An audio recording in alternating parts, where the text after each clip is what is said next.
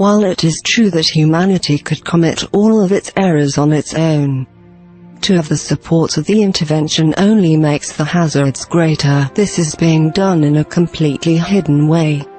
While the intervention will present itself to its believers and its advocates as a benign and spiritual force, in reality it will be supporting the very forces that undermine humanity's integrity, its unity and its self-confidence. The intervention will undermine people's belief and confidence in their leaders and their institutions, thus fostering a vacuum of confidence that can easily be shifted to a foreign power that is presenting itself as a benign and advanced race. This is the nature of deception that is placed upon a weak and divided humanity, a deception generated by several competing groups of economic collectives who seek to have advantage here. Such activities and deception have been used by humanity as well, so these are understandable to you. Technology only aids the intervention in remaining hidden and in giving it certain powers over people's physical response to their presence. But it is the power of persuasion in the mental environment, the power of making people think what the intervention wants them to think, to feel what the intervention wants them to feel, and to do what the intervention wants them to do, that represents its greatest strength and advantage here. The intervention cannot use force, and it is not a military presence, so it does not have this capability. It will use its greatest strength, which is the power of persuasion, and it is using this to great effect. It has not won its objective yet. It has not achieved its goals yet. But every day the intervention grows stronger. Every day its influence becomes more pervasive. Every day its effort to pacify human resistance and to direct human activity increases. For it seeks to pacify those who would resist it and to encourage human conflict at the same time. The intervention is here to encourage the loss of faith in human leadership and human institutions. It is here to strengthen its presence as the saviors of humanity. Whether the reins of power would be given to it publicly and visibly, or whether it would occur behind the scenes, the intervention needs tremendous human assistance and support. It must do this to satisfy those who are watching its presence here from afar. And it must do this to gain ascendancy in the world without destroying the world's resources or endangering their ultimate goals here. You have the power to resist this. You have the power to resist this and many other forms of intrusion that will be attempted in the future. Humanity does not know its own strength, and that is why it is so vulnerable. Humanity does not recognize its advantage in living in a highly populated region of space where military conquest is not allowed and where war and violence are rare. You do not realize the advantage this gives you. If you raise your voice against the intervention, it is put at risk.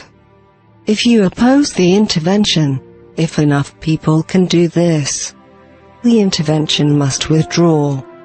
Other attempts will be made in the future, for the world is a prize, and humanity is part of the value of the world for those who seek to have it for themselves. This is the nature of life and the universe. The advancement of technology does not override these tendencies. It does not eliminate corruption and deception. It makes the acquisition of resources more urgent and more difficult to accomplish. And it makes worlds such as yours, which contains such a wealth of biological materials, amazingly valuable to other races who seek to use these things and have access to them for themselves. Surely you must know and understand that if you have power and wealth in the universe, there will be competition. Only if you believe that you are truly alone and isolated in space could you think otherwise. But you are not alone, and you are not isolated. Now that you have gained a certain degree of technological ability and have built a technology for others to use, the motivation for intervention will become stronger, and the attempt to gain human allegiance and to gain the reins of power will be invested in greatly. Yet, as we have said, humanity has the power to offset the intervention, to build a boundary between itself and the universe, and to establish its own rules of engagement regarding who may visit here and under what circumstances visitation may occur. You have not assumed this power, but it is there for you to assume, and assume it you must. It is this emphasis on humanity's overall vulnerability that can create a sufficient motivation for human unity and cooperation to be established at a greater level. Humanity must establish unity, self-sufficiency and discretion. It must learn how to do this over time, using whatever resources are at its disposal. If human unity is to provide freedom in the future, it must be a unity based upon consensus and awareness and a greater community understanding. It is this awareness and understanding that we wish to support in these series of briefings. We are not here to provide what people may want to hear out of curiosity or fascination, but instead to provide those things that are essential for your progress and for the defense of your world. For you do not know your vulnerability, and you do not know your strength. These must become known to you.